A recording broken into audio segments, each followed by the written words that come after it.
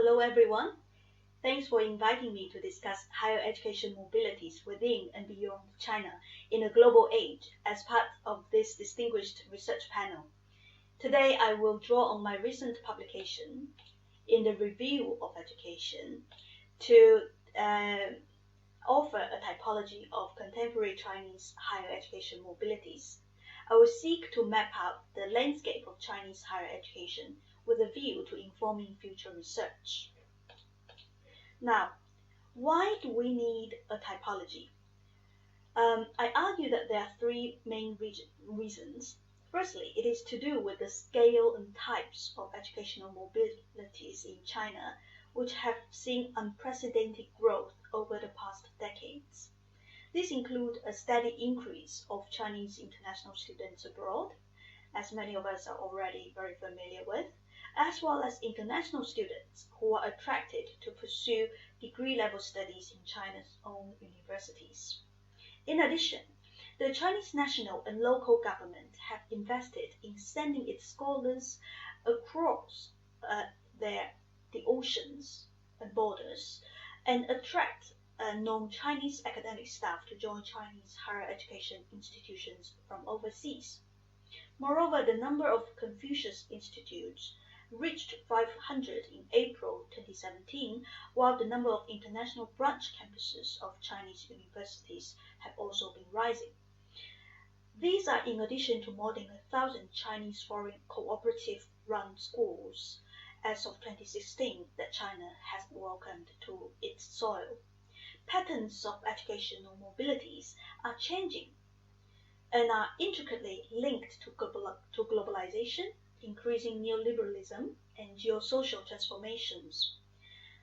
Among the students moving from one part of China to another to pursue higher education, a significant proportion of these students are displaced from rural to urban contexts, from economically less developed and ethnic minorities-dominated Western regions to the economic centers and Han-dominated areas in the East. In addition to the sheer scale of education mobilities emanating from China, more complex and diversified patterns are emerging, including both older and newer forms of education mobilities, which not only impact on China itself, but have significant implications for the rest of the world, particularly in the sphere of higher education. Now, these implications may include transforming the landscape of higher education in China and challenging the Western domination within the field of global higher education.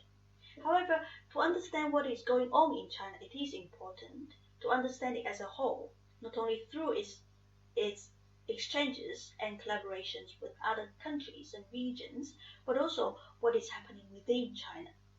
In view of the above, it seems that such a general state of flux, while symptomatic of progress and innovation, also presents confusion and indeed begs for some kind of classification system or indeed a typology. With this view, in this paper, I hope to achieve the following purposes. The first one is to systematically combine and categorizing both established and newer forms of higher education mobilities of China. And the second one is to highlight key issues and debates that are likely to attract or indeed deserve future research attention in the field.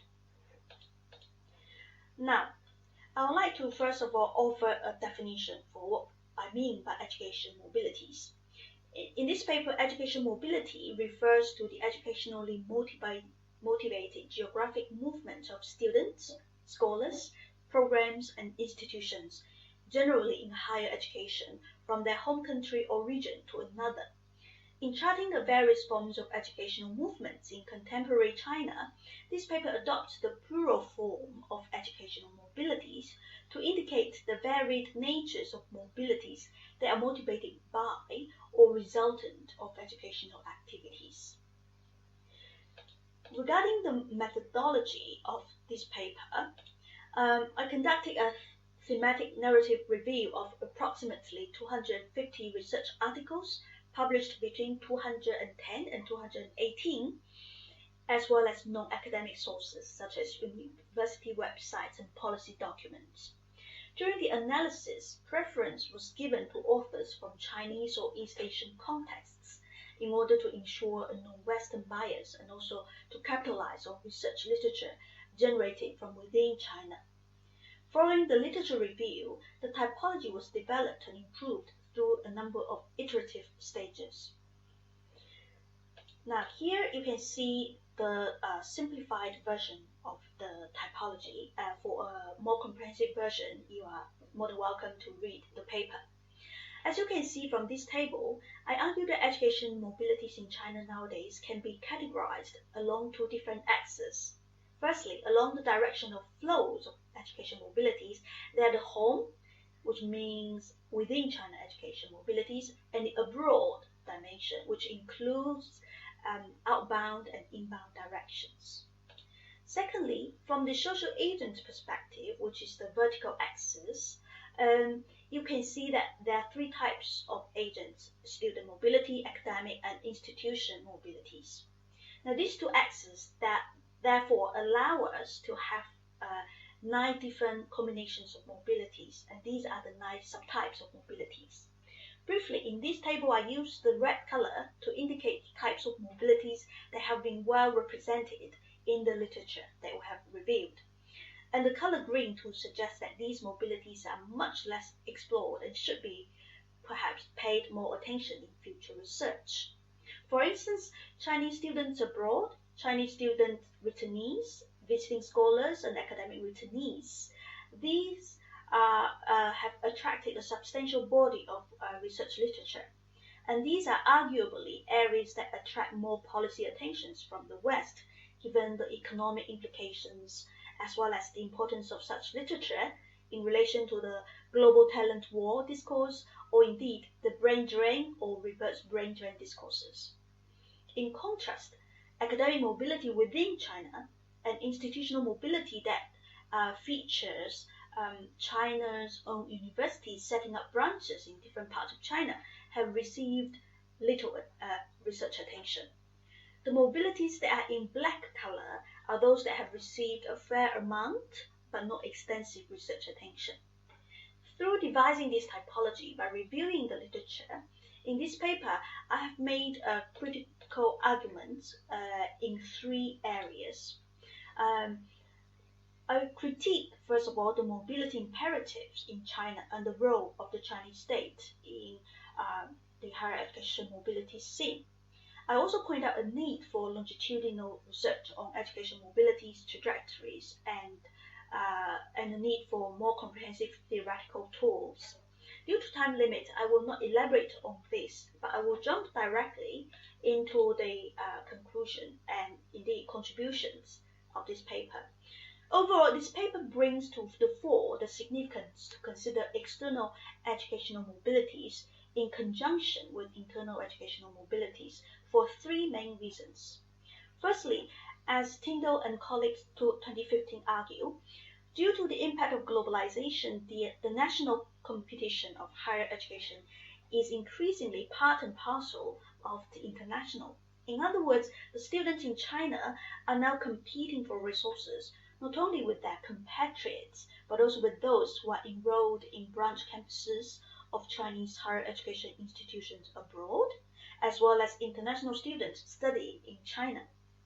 Secondly, the internal forms of education mobilities are often catalysts of, preconditions, or results of external educational mobilities.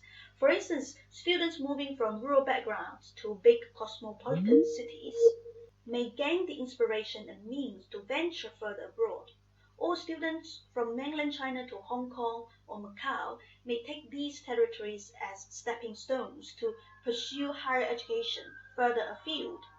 The same has been found among those enrolled in private joint venture universities in China. In other words, the internal and external mobilities are intricately linked with one another. It is only when we take all the parts into consideration can we understand more holistically the scale and the nature of educational mobilities in China to date and gauge their impact on the rest of the world. Thirdly, It is my contention, following margins in 2017, that the internal educational equality can have a direct impact on the future development of external educational mobilities of China. As internal educational mobilities in China have been considered one of the major mechanisms to either exacerbate or equalize the Chinese society, this is an important piece of the puzzle that should not be missed. Are external mobilities diverting resources from internal higher education establishments and development and capacity building? Are external mobilities expanding China's national capacities? Or are they merely serving the rich and the powerful? These are questions that remain to be answered. Lastly, theoretically and conceptually speaking, we advocate more the systematic theoretical work that allows researchers to not only engage with any specific subtype of educational mobility, but also cast a broader view on the overall picture of educational mobilities, including those in situ and those on the move, as well as those in between, that is, the would-be mobile subjects. Thank you very much. This is the reference of this paper if you're interested in reading the full paper. And I'd like to take this opportunity to briefly promote the Network for Research into Chinese Education Mobilities.